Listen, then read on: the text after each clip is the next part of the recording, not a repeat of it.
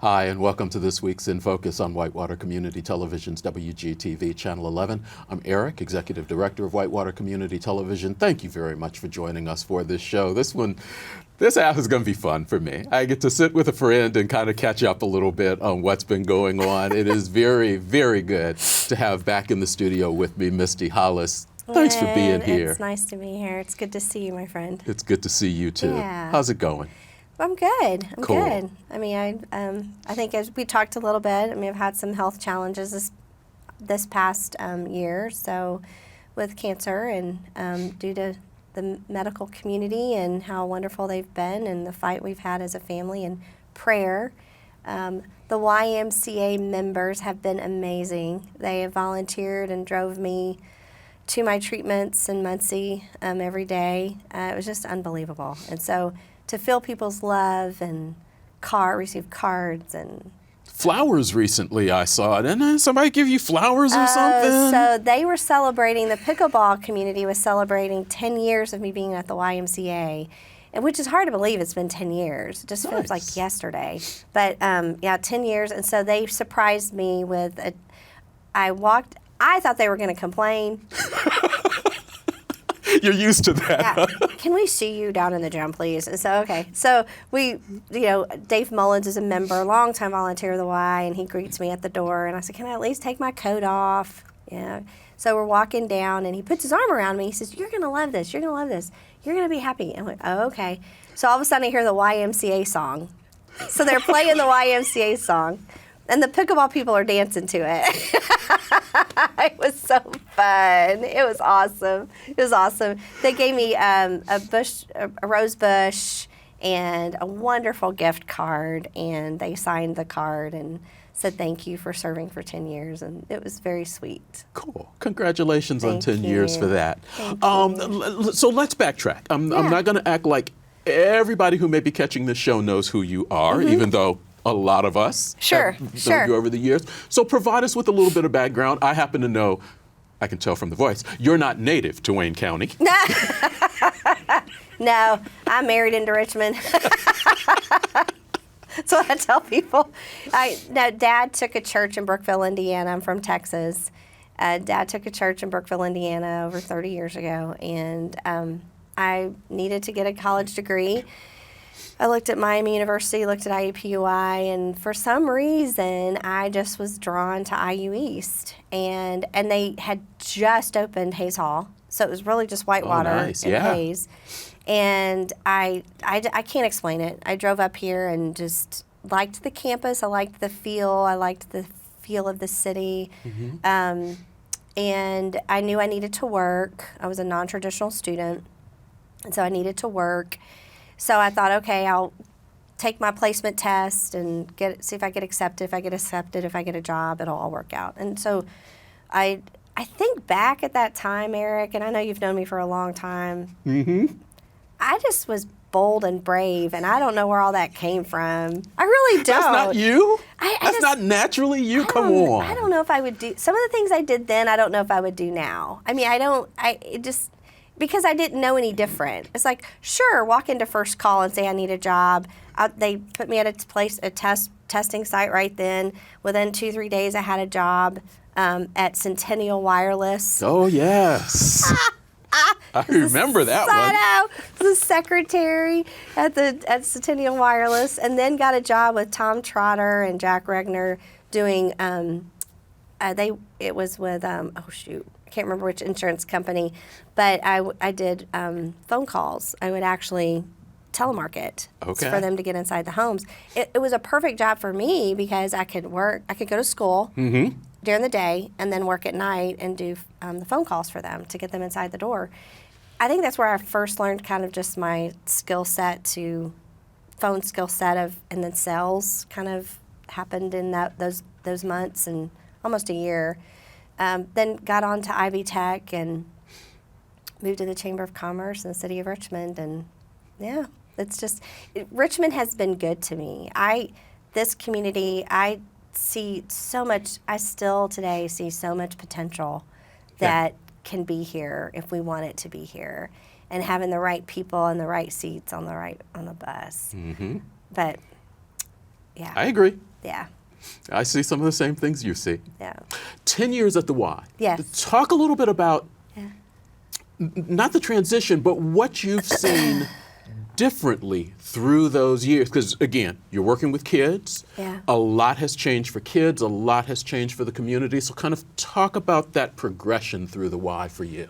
Yeah, so my first exposure to the Y was as a volunteer on the board, and I was a part of the board when we felt like we had to make the decision to leave downtown. And we thought we were going to have a formal relationship with Reed, so we moved up to their rehab site. So I was a part of the Y when all of that happened, and then stepped away. My term was up, stepped away, but I always still paid attention to the Y, donated to the Y. I was part of their family, and when I worked at Richmond Community Schools, I was a part of the staff that helped get them into the old C.R. Richardson building. So I knew the potential that could be there and where they were, where I thought they were, in services and finances. And then I was approached by the president of the board, which was David Stidham, and the previous director, Kevin Carr, was going to be leaving, going to work for another job. And he said, can you just come in and be the interim? I just need you to be the interim. You can still work for Richmond Schools, be the interim. Oh, Lord. I teased him about that recently. I said, yeah, that was part of the trap. And frankly, I agreed to it, but then when I got in there and I started being involved in just like the life of the Y, I couldn't just walk away. So I put in my resume to be a permanent director. First permanent female director, Jeannie Carnes, was interim director, but in the 120 years, I'm the first female director of the Y. Really? I did not know that. And I was recently told at this point, they think I'm the longest serving director at 10 years. So it's the change. That's hard to believe because of the age of the organization. Right. So the changes that we've seen, when I got there, my passion was sports. Like I was all in. I know what sports did for me personally. I've seen what it's done to people, to young people. The skill set it can teach a young kid about setting your goals, cooperation, working through conflict. I always say this, the Y is the one place you're going to have the richest person in the room to the poorest person on the same court. Okay. And the ability to start those friendships at 5 years old that can last for a lifetime, I think is so critical to a community. And sports is just a real aspect that can make that happen. And then at the time, childcare was not a huge issue. I mean, it really wasn't. I mean, we did after school care. The Boys and Girls Club, they were at the Jeffers unit. They had just opened at Hagerstown, so they only had 2 locations. Girls Inc. had a location. So that whole after-school component was there, but there wasn't this huge demand. And now we're seeing that there's a huge demand. Talk about, it's a demand that you hear in the community a lot. Some people feel that it is an excuse for people not to go to work, maybe not truly understanding the cost and how much it can eat into that. Now, I want to get to that, but I want to talk about your experience in childcare, because you all now have a couple of centers open that was not part of the original plan. You all have expanded to that over the last few years. Cambridge City, I think, was your first one. Talk a little bit about how that came to be and where you are there at this point. Yeah. So the dynamics of a community has changed quite a bit, and you've seen it with your own life, right? You were blessed to have a wife that could stay home.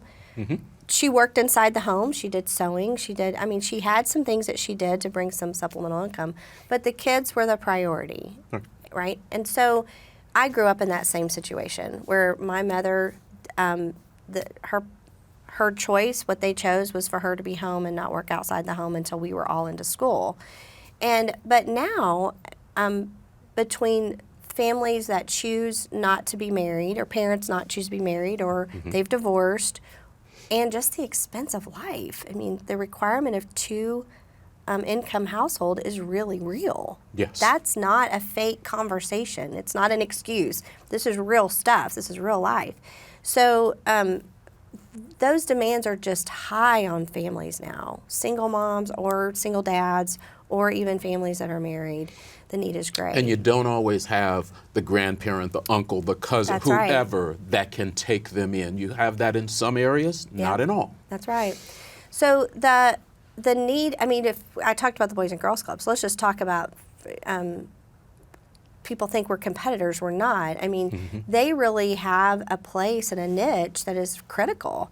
So when I started 10 years ago, Jeffers Unit and Hagerstown. Now they have the West Side, McDaniel. They have a site in Cambridge City as well. Right. And they have the Old Townsend Center. That's in a 10-year period of time. So that's an explosion of still their need that they have for after school programming that's happening. Girls Inc. I know is busting at their seams too. And it's not so much because of our population has grown, because it has not. It's not. It's Right. not. But you have families that are trying to work, make a living, provide for their household, but they need that extra care to help them. In our case, we're licensed child care. So in every location that we're in, we follow the state statutes for child care. So we have a site, and we grew into Liberty. We have programming there for after-school child care. And at Charles Elementary, we have a site, and then at Northeastern, we have a site. But we follow the state standards for child care licensing at those 3 sites. Does that create certain issues for you that maybe you wouldn't otherwise have if you didn't go through that process? Yeah, it's more challenging for us, but I think the thing that's important for families is that they know that we are abiding by the ratio of 1, for that age group for after school care is 1 adult to 15 kids. So it's more of an intimate setting for the children. We're in alignment with the school, so whatever the schools might need us to do with helping with homework or that kind of stuff, we will do that as well. But yeah, I mean, it's an extra burden for us, but that's our mission. You know, that's a YMCA mission. Right. Is if you look at any model across the state of Indiana or nationally, they're following the same model in the same manner for us. Yeah. So the daycare side conversation. And define that the difference. after school versus the daycare, and how those two things jive for you, because those are not completely the same things by any stretch of the imagination. They are when not. you're talking about a 3-month-old, 5-month-old, how young do you take them? Infant, 6 weeks. Yeah, 6 weeks to age 5 is what we'll take. And the board, when I got on board, the first thing was just stability. We needed to get stable. 10 years ago, financially, we needed to get stable from a staffing structure. We needed to get stable. And so there was a lot of switching of people. It's normal. You have a new leader come in. Some people just aren't comfortable. So there was a lot of mass exit of employees. And so we really focused on getting stable for that first year. The second year, we'd built the board up. We did a retreat, and we held it at the Leland. Amanda was on the board. Marquis was on the board at the time. And one of the things that was important in those conversations at that retreat was we had 2 young mothers that were on the board, and they were just starting with family, with their kids. They actually were both pregnant. It was Katie Aaliyah. Okay. And it was Megan Carfield. And I remember at the retreat, both of them said, "There's not enough daycare." And, you know, men are going, huh? Huh? Okay. Well, that's not what we do. So we had a very open conversation about it, and they had facts and figures and stories, and so the opportunity that they presented was, can we look at where there's places that don't have daycare, like where are the empty spots? Okay. So sometimes God just works in mysterious ways. At the time we finished our strategic plan, and daycare was one of those options for us to look into, Sugar Creek from Cambridge City had contacted us. So we knew that Cambridge City was what we call a child care desert. no licensed facility there at all. And when we say licensed, it's again, infant to age 5, licensed by the state of Indiana. There's per ratios that you have to follow. The amount of work that has to go into maintaining a licensed facility is pretty intense. But as a parent, you would want that. Oh my goodness, I would not, if I had a child, I'm at a stage now I could be a grandmother, but if I had a child at 6 weeks and I was turning them over to a place, that would be extremely concerning to me. I want to make sure that they meet the state standards. I would walk through and do my own inspection, and we encourage our families to do that. We go the extra mile, and every classroom has a camera. Because if there's any question, we want the parent to feel like they have the ability to get in access to watch whatever has happened, and or if they even are concerned for a little bit, we want that to happen. So, so Cambridge City reached out to us. Just the timing of everything was happening. The Wayne County Foundation, under the Early Learning Indiana initiatives, and Pat Heine was involved in all of that. We had put the budget together for the Cambridge City location.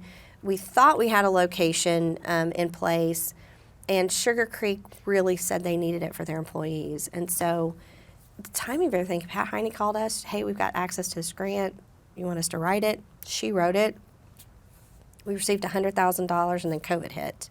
Like, it was boom, boom, boom. I mean, it was, so everything went on hold. March was COVID, 2020, and then everything went on hold. Well, around like August, September, I said, guys, we got to make a decision. Like, we've got these dollars, and we're either going to do this or we're not going to do it. So Sugar Creek went back on board, and we kept talking and looking, and we, lo and behold, had a great partnership with Western Wayne Schools. So the daycare is actually inside the elementary building. Nice. It is a great relationship. Really good relationship. We had some hurdles to get through on the licensing side, but it was good. There you go. Okay. Yeah. That's been up, that's been running. You all, After School Care Liberty, Richmond still has more kids, and you all have opened up a second daycare, not just after school program. Correct. In Richmond. Talk about that, talk about the need for that. So again, strategic planning time. The board made the decision to do a true market study. And thankfully, we were able to receive a grant from the Wayne County Foundation that paid for 50% of it. We raised the other $15,000. And we had a company come in, and they do tracking based on the census tract, and they make phone calls based on the census tracking. So you're just not picking up the phone and calling random phone numbers. Right. They're making sure based on our target, these are the calls we're going to make, these are the amount of calls we have to make, and these are the amount of people we have to talk to. So it's a very healthy summary, and it was about, the questions were more about, what do you as a community want from the Y? What do you think? And so the 3 biggest things that came out, number 1 was daycare. That was number 1. That's not what you all do. That is not what I wanted. I did not want that to be number 1. But that was number 1. Number 2 was the expansion of sports. Okay. They really felt that there needed to be some additional growth in sports as far as age. We normally go to 4th grade, some growth in that, additional sport opportunities for our kids. And then the 3rd was I want to be careful how I say this because people might hear it the wrong way, but it's basically a new facility, but it's a youth and family center. So I want to say it's more, when you look at the description of what people ask for, it's where you can have sports, but it's also where the family can gather in the wintertime, and there's other things like an inside playground. Sure. Okay. Parents can go off and do some work or have their own little social time with friends while the kids are doing the indoor playground. So it's like a more encompassing of a facility than just a YMCA workout space. Okay. Matter of fact, the feedback from the survey, the workout space wasn't any bigger than what we have now. So it's more about multi-purpose rooms, cooking classes, sewing Additional classes. amenities is what additional folks are looking for. Okay. Yeah. So that is on our radar. But the tackle that we did first was a full-time sports director. And we grew our sports from 400. We're doing about 630 kids right now per year in the last 2 years. Wow. And it can still grow. I have a new director on board, David Krim, sports and fitness director. That will take additional volunteers. It takes more volunteers and it takes space. And our biggest partner right now, and I'm so grateful, is Richmond Community Schools. We just could not grow if it weren't for Richmond Schools. Just, there's no way. So they've been fantastic. And then the second phase of that was the new daycare center. So I was able to work with the help dollars through the county government that they had, and we were able to take dollars from there to open up a new daycare center, and it's at Trinity Lutheran Church on the west side of town. So there, once you get past Dennis Middle School, there's no licensing facilities past that towards Centerville. Okay. So we're the only licensed facility on that far west side of town. And yeah, it's been, the partnership with the church has been fantastic. Partnership with Wayne County government's been fantastic. It's been a really, really good journey. And I know there'll be pictures that are rolling for people to see. We opened December, and we have 50 spots, and we're at 21 full already. The infant room is full. We've got a waiting list already for that. So we have spots in the 3 to 5 room, and we have spots in toddler 1 is where our spots are. That's going well. We normally don't talk pricing here on Whitewater Community Television, Right. but I think giving the community some idea of the cost involved in this, I think would help the conversation. So as you are talking about a 6-week-old, that's tearing at my heart. I know, they're so little. What are you all needing in order to be able to do that? Because the parents still got to go to work. Yeah. Still want to bring something home after they've worked for 40 hours a week. Talk about what you all need in terms of dollars for that. And what parents are looking at in terms of pricing. They've got 2 kids. They've got a 6-week-old and they've got a 2-year-old. No, it's expensive. It's heartbreaking. And I don't know how you do it any different. So, for us, we're paying rent, so we have the cost of rent. We have the cost of insurance. We have the cost of staff. To keep the cost as low as we could for the families, we provide a breakfast and a snack, but we ask the families to bring in the lunch for the kids. If you added lunch, you're looking for infant, and I know it's shocking to people to think this, but you're looking at probably $190 to $200 a week. A week. Now that's not our range. We're lower than that, but it's because of the fact we're not providing lunch for families, and so you're. In any of our locations, and I will tell you, we're very blessed. There's a lot of really wonderful daycare centers in our area. They're just getting full, and its staffing is hard. But you're looking at a range of anywhere between $150 to $195 to $200 a week on your ages, on where you are. So it's and that's that infant to 5-year range that you've been talking about. Right.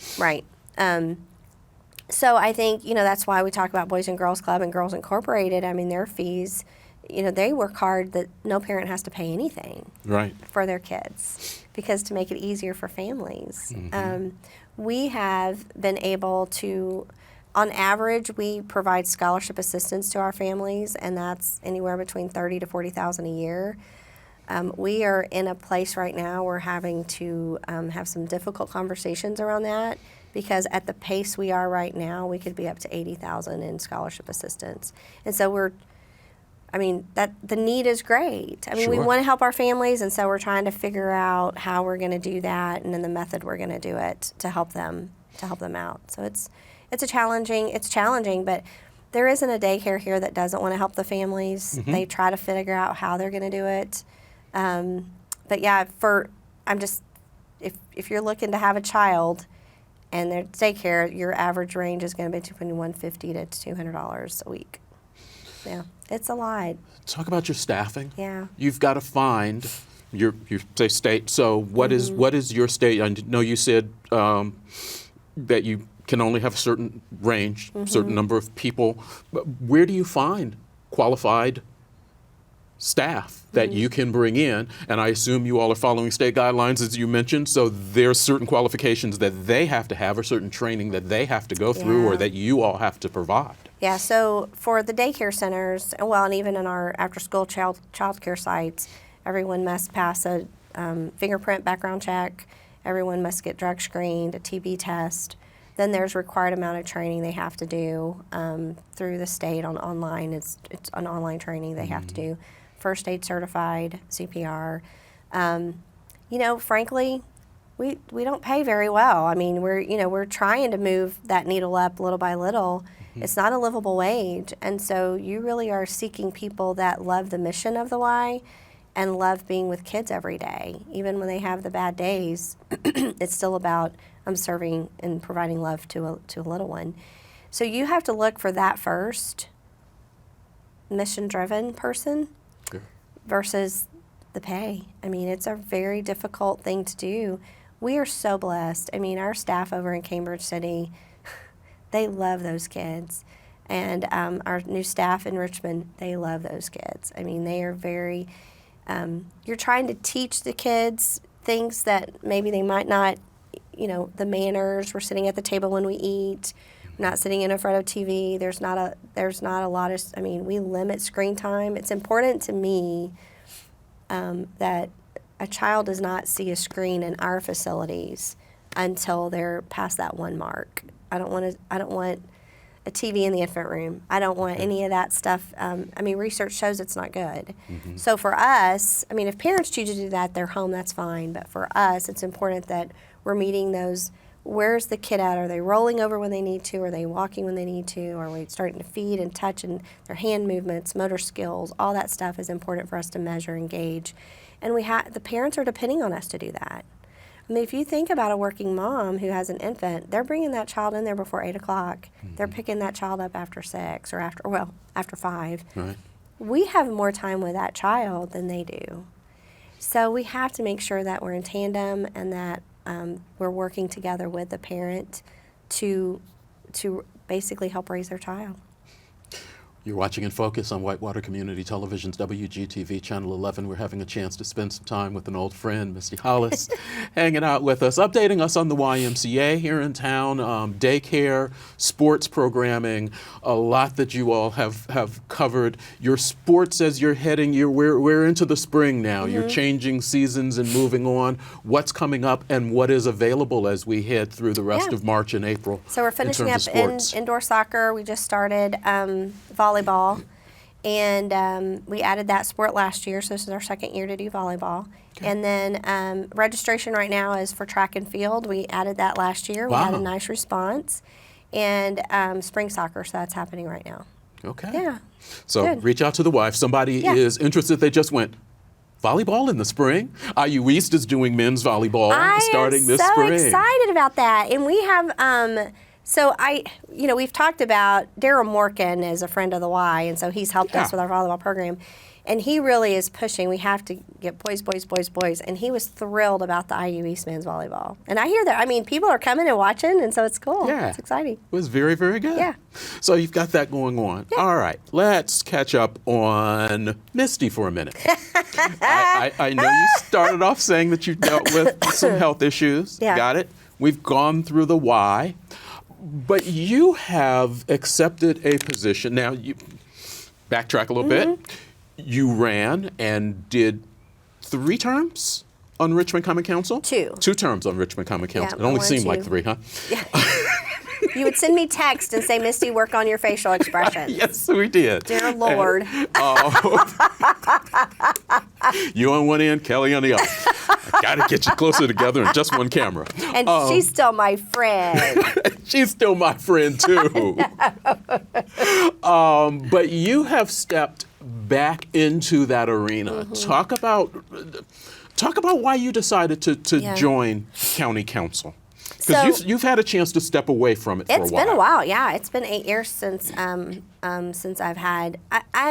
I've remained involved in politics, but more at a district level and a statewide level is what I've done. And so running for office, it's been a while. And so I never said I'd never get back into it or I never would do it again. That never was. I felt my time needed to be devoted to the Y and to the statewide efforts that I was working on. So Tony Gillum, a person I admire greatly, I live in the district that he was elected for. Sure.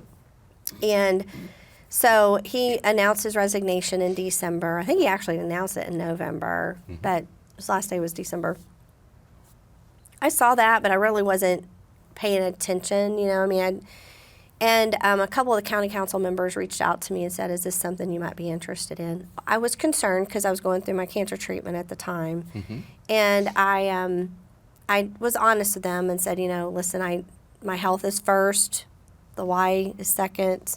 And so adding to that, I want to, if I'm doing it, I want to do it the Misty way, which is all in, right?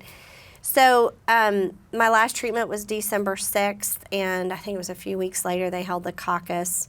After praying about it and talking to Tim about it and talking to county council about it, I did warn them, I said, guys, you know how I am. Should you go back and look at some of the old Richmond Common Council meetings? You know that I'm for the citizens, and I don't want to take money out of anybody else's pocket, and you know how I am. But I think what intrigued me was right now, where we are right now. There's 2 years left on this term.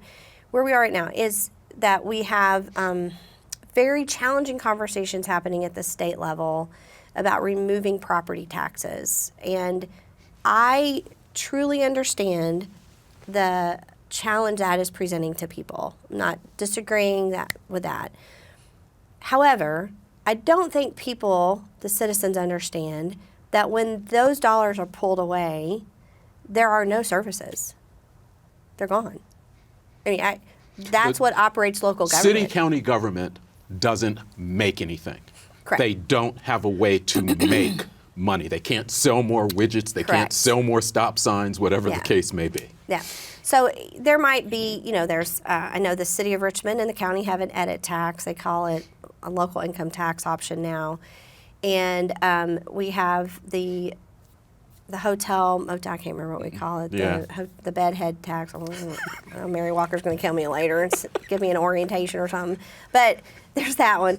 There's options for us to do a personal safety tax. There's options for us to do a We will should just tax. tag all the people that we've mentioned in this show. There's options for will tax, personal safety tax. You can increase personal income tax. And Now, the interesting part for me, and I wasn't going to do this, but I'm going to ask you this. This is a, generally speaking, Republican state. From one end of the state to the other, statewide Republicans. Not a tax and spend party by any stretch of the imagination, but the state seems to keep telling the locals, we're going to make things easier for us and make ourselves look good. You all have to put a tax on people. And that hasn't been something that county council has been willing to do easily in quite a while. And I think my logic, and I know I'm not popular right now in Indianapolis with this thinking, but the local government, especially county, I'll focus just on what I know, right? I haven't been on the city side for a long time, but so let's talk about county. Has done a tremendous job at saying, okay, this is our budget. They didn't put a will tax in. They didn't put a food and beverage tax in. In fact, they rejected a will tax pretty strongly. They did. And we are actually, I've been told, we're one of the, I think there's only one other county that doesn't have a will tax in this section of the state that we're in. And I used to argue with Ken Pouse because he'd say, we're the only one that doesn't have a tax. And I went, why not say, we're the only one that doesn't have a tax? A will tax. There's a way to celebrate that. So, but county government has been so responsible with the dollars that they've received, and services are still being rendered. You can always debate, is it the best that we can be? But I think the county's done a remarkable job. But you're right. So we have people in Indianapolis that are saying, what's going to look good to us to remove this tax, the income tax, the property tax, it's not going to hurt them at all. They're not benefiting from that tax. What it's going to hurt are the people that are expecting public safety here. They're expecting their roads to be paved, or lines, as my husband says, where's the lines on the road anymore? So lines on the road, trash pickup. Let's just go on down our list of what people expect. And again, I don't want to be the one to say, hey, we don't need to have this conversation. I want us to have this conversation. If this is the right thing for Indiana, for us to remove the property tax piece, okay. But we got to have the conversation and plan it. You can't just say, hey, let's just switch, turn it off. We have to talk about what is the transition. Is it a 5-year plan for us to transition? Is it, and help the public know here, because this is going away, this might increase, or we might have to add some extra burden on this side. Now, this is Misty Hollis version, other people can have some conversation about it, but I want to do what's best for the people that live here.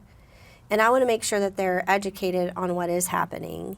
And I've never been about taking more money out of your pocket, you know that. Thank you. And I don't want anybody to take more money out of my pocket. But there are services that I expect. Yes. We've heard for years. Yes. Listen, we can tell when we travel over to Henry County because their roads don't match Wayne. I've heard that said publicly. And they have a wheel tax. In multiple county meetings. So what is that balance, and how do our local political leaders match that with our state political leaders and what they are hearing across the state? Because what may be happening in Terre Haute to someone's property isn't necessarily happening here to someone's property. So how does that balance? I think there has to be time. Coming in January and being the governor and saying, hey, this is what I'm doing, without any conversations across the state on how to implement it, is challenging. And so like I said, and I've said this to people in Indianapolis, I understand that there are people that are hurting because of property taxes. I'm there with you. I get it. But I also understand people expect services. So you need to let us have a plan on how we're going to transition this. So if we remove the property tax, okay, now give us some time to decide what services have to be handled here, right? Right. And then how we're going to pay for that and how we're going to do it together. You can't just do it by yourself. We're going to have you back, and it's going to have to be live, and we're going to have to take phone calls and questions on social media and some of everything else. You've opened up a can of worms. Thank you. But listen, I will say this. The county council group that we have in place, they're a tremendous, I'm proud to serve with them and proud to hear their heart. They want to do what's best. And they want to do it transparently, and they want to do it from a standpoint of making sure people are a part of the process as well. So I'm proud to be a part of the group. Cool. Yeah. Having a chance to talk to Misty Hollis. We're about to wrap this up, but I want to I'm going to let you, since you're wearing your Y name tag, and you were nice enough to travel that political road with me, what do you need before you walk out of here? What do you want the community to know about the why, how they contact you all, how they volunteer for you, how they find out more information? Maybe how do they become a member and join a spin class or something? Sure. Yeah, we do have the fitness side of the why. It's not our driving mission, though. So, our mission is still, it's a faith-based mission.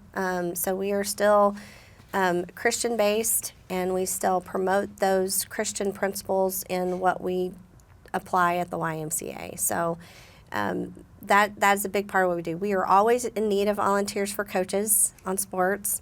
We need volunteers on day of games. Sometimes we need people to keep track of the time or the score, or help set up or help tear down, whatever that might be. So we always need volunteers there too. Referees is probably our biggest.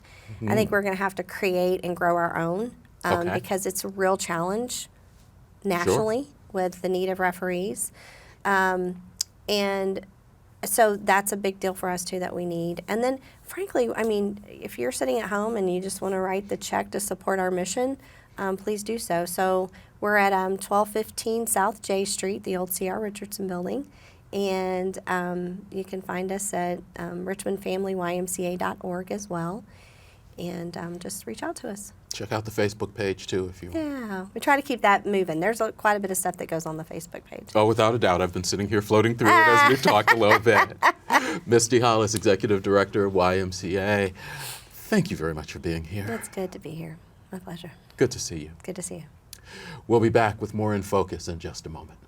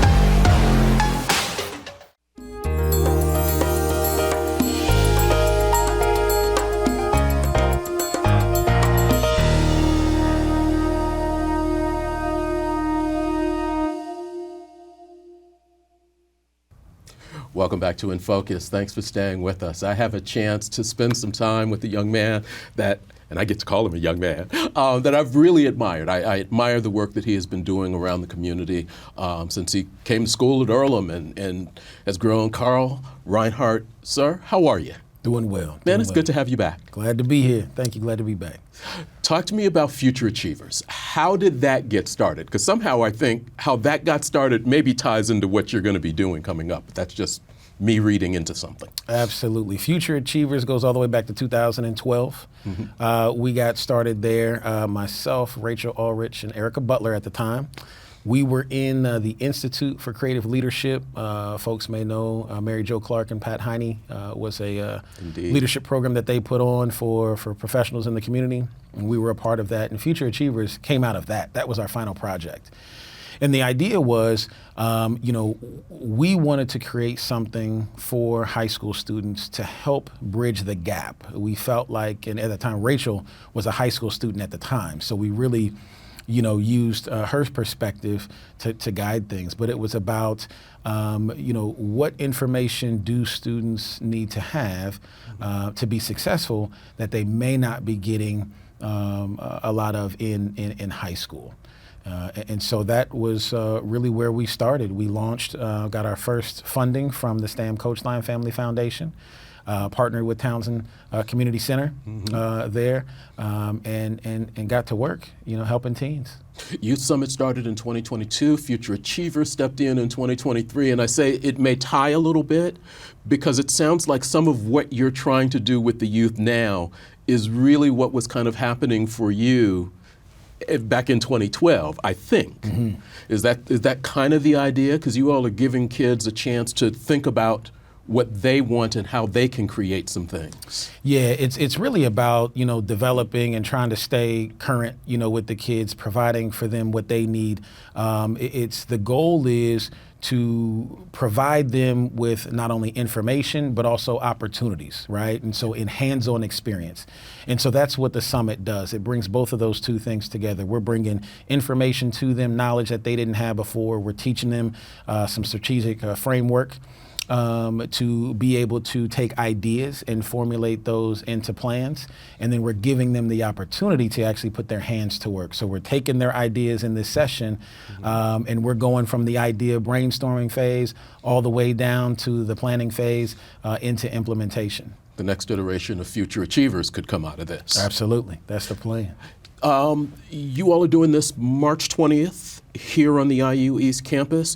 Talk about how this is being supported educationally and by folks in the community? Absolutely. Well, first of all, thank you to IU East. I mean, they have been just a huge partner with the Youth Summit, hosting us for the last going on 3 years now, and allowing us to use space on the campus and really rolling out the red carpet for us.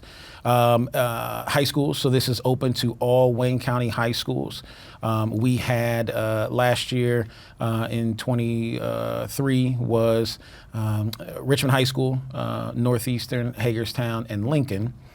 Participated. This time around, we're going to have Richmond High School, Northeastern, and and Lincoln High School are going to come. And their administration has been very supportive. Their principals, counselors in each school has been very supportive in bringing students to the summit. And I think they've been really enjoyed what we've had to offer to the students, as well, too. What's the time frame of this, and is there still a chance for youth or who are maybe just hearing about this to register? So we will start that day at 9 a.m. and we'll run all the way until 2 p.m. Students can register through those schools, register with their principals, talk to their principals, and let them know that they want to go. We allotted room for 25 students from each school building to be able to come to this. And right now we're looking at about 53 students total that we have registered. So we've got some space if some more want to register. But yeah. What are some of the highlights? Highlights are going to be Purdue University is coming. They're bringing a team to teach us this strategic framework. So they're bringing a whole team of folks to walk students through, and hats off to Purdue for all that they've continued to provide to Wayne County over the years, and the support. And so this is huge to be able to have this. I myself went through, and many of us in Wayne County went through what's called strategic doing. We did this a couple years ago now.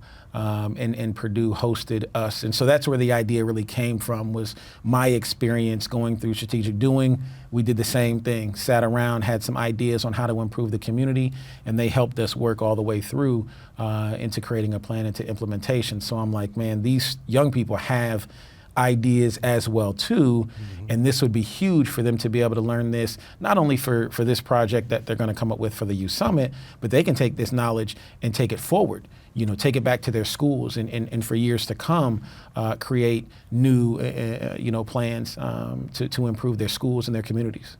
There is some support that will allow each of these schools to get about $500 or so that the ideas of the youth actually can come about, because it's hard to start something with no money sometimes. Absolutely. So a little bit of investment may help them go a long way. Talk about where that came from. Definitely. So we want to, with Future Achievers, we want to try to remove as many barriers for students as we can. And definitely one of the barriers is going to be finances when it comes to launching a project. And so, we want these kids to know that this is doable for them, and that the community is behind them and wants to support them as well. And so we are looking to offer them seed money for each school, for each project that they come up with. So $500 for each school for this. And so still looking for a sponsorship for that. So I'll be making that ask. We'll get through the summit first, and then we'll come back around to be able to make those awards to students. Future Achievers started in 2012. You've worked with and dealt with a lot of teenagers during that time. Can you talk to us a little bit about what changes you've seen in their lives? They've been through a lot, different time frames there, different administrations, different presidents, the things that they hear, the things they have to focus on. 2020 hit a pandemic. Right. Are they over that, or are a lot of our kids still having to deal with some of that? I think our kids are still dealing with some of that, as well as just the everyday challenges. I see it in our schools, and have over the years that Future Achievers has worked with the schools, is that our kids are facing a lot when it comes to trauma. You think about, if you're familiar with, ACEs, adverse childhood experiences. So you're dealing with kids that are being raised by grandparents, or other family members. They've got a parent that might be incarcerated. They've been the victim of or the witness of, abuse, neglect, those type of things. I mean, these kids are dealing with those challenges and still trying to go to school. and still trying to graduate, and still trying to get jobs. As well as when you have that, you have a situation in the home, quite possibly for some, or in the community where they don't have as many opportunities afforded to them, or they're not made aware of these opportunities as well. And so that's where Future Achievers has tried to come in and bridge the gap, is to be that partner in the community, to know what's going on, to know what other organizations are doing and offering, and to make sure that we at least get the word out as well too, to try to get as many young people as we know knowledgeable about these opportunities, and to be able to take advantage as well too. And that's the cool thing I feel like, about Future Achievers. It's not just about us and what we're offering, because we know we're not going to be the end all be all for these kids and for what they need. And so we love partnering with other organizations like the Boys and Girls Club, like Girls Inc., and others out there, and making known the opportunities and programs that they have going on, and encourage these young people to get involved as well too. You're watching In Focus on Whitewater Community Television's WGTV, Channel 11. We're spending some time with Carl Rhinehart, Future Achievers, a youth summit. This will be the third one, coming up on March 20th there on the Indiana University East Campus. I'm just curious. You've had a chance to work with youth. You mentioned from 2012 into this now. You're a parent. You've become a parent through that time. How has what you've seen and what you've learned affected your parenting? Oh, wow. Great question. Definitely. I've had, let me go back, because also I take into account how I was parented. Okay. Right? And so, I bring forward how I was parented, realizing some of the good and some of the bad. And then as I look to the students that I've worked with and seen some of what they go through, it's caused me to really pause and make sure that I'm not doing things in my home, or that my character, I'm not doing things that would cause any undue stress, on my children, or these, I don't want my kids to have to experience these adverse childhood experiences that they talk about that affect our kids so much. And so it really helps to shape, how I parent. And it causes me to pause a lot, and reflect, as well as my faith. My faith in God, and what God has done for me, it's almost undescribable sometimes, but that as well. I want to be good in God's eyes as well, so that's important. As you look to where Future Achievers is and where you are, you've changed positions. You're in your first year of actually teaching. Seeing the kids on a day in, day out basis all day in a classroom, has that affected in any way how you work with, think about, interact with some of the teenage students? It definitely gives some insight. You've become Mr. Rhinehart now. Right, yeah, except for to the kids that know me. So it's funny, so the kids in my class, the students in my class, they call me Mr. Rhinehart, and then I'll go to lunch and I'll see a student, he'll be like, "Hey, what's up, Carl?" Because he knew me before I was Mr. Rhinehart, and so I let that slide. But being with the students, day in and day out, all day, again, and seeing them working in their element, because before I would pull students out of class and talk with them and work with them, and so I saw one side of it. Now I get to see more of the whole student, and then interacting with the families a little bit more, calling parents as well too. I get to hear some of the things that are happening at home, and so it provides just a clearer picture, of what's going on, maybe even a different perspective. But I think it helps to drive home the needs that are out there. And don't get me wrong either. It's easy to look at this and to look at our youth and think that this is just youth that are living in poverty, or this is just youth, from single parent homes, or that have an incarcerated parent, or something to that effect. This is affecting all youth. Even youth that come from affluent homes, because some of those affluent homes are single parent homes, Sure. Or some of those parents are working so hard, just like our parents who might be living in poverty. Unfortunately, both are hardworking, parents are hardworking families, and are not now afforded the time to spend with their children, or may not have the skill to be emotionally present for their children because of the responsibilities that they have. And that's where we try to come in, again, and be that support. Somebody wants to connect with Future Achievers. How do they do it best? They do it best through our website. Futureachievers.org is the website. They can go there and refer. Our contact information is there as well. So email is great and works. We've got about 2.5 minutes left, and I can't let you walk out of here without asking how the bulk of the winter went with the emergency shelter. You were a driving force behind that last year, this year, new location. Talk a little bit about that real quickly. Warming Center went great. And this year we started out at Oak Park Church again. Oak Park has been a great supporter of and really has taken it under their wing. LifeSpring South Campus, LifeSpring Church, and Pastor Scott there came along and said, hey, we've got space in our building. We want to kind of join the fight, so to speak, and provide. And so we were able to move the operation there. So we were housing people in their lower level, a great facility down there that they had just renovated. And so it was perfect, a huge space, nice. Great kitchen. And so it went really well. The winter was tough on us. I mean, we had probably about a 2-week stretch of just day after day. Mm-hmm. But with the volunteers, that we had support from a lot of the community providing food and supplies that we needed. Man, we were definitely blessed and able to help a lot of people. And I tell you, I mean, hats off to this Wayne County community and beyond. We put out an Amazon request. And I tell you what, I've never seen so many packages. I mean, the Amazon driver, I hope he got a bonus that day. I think, I want to say he had probably, it was something like 10 bags that he carried into my front door, full of supplies. There was a picture we posted on Facebook with my daughter. Yeah, and she was just buried.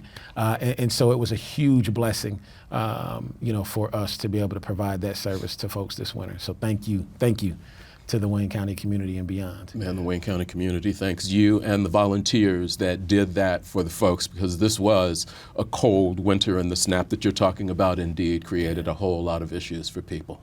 Like the work that you're doing with the Youth Summit again coming up March 20th here at Indiana University East. Website again? Website, Future Achievers, www.futureachievers.org. Okay. We're going to have you back as things continue to progress. We appreciate the work that you're doing in the community, man. Thank you.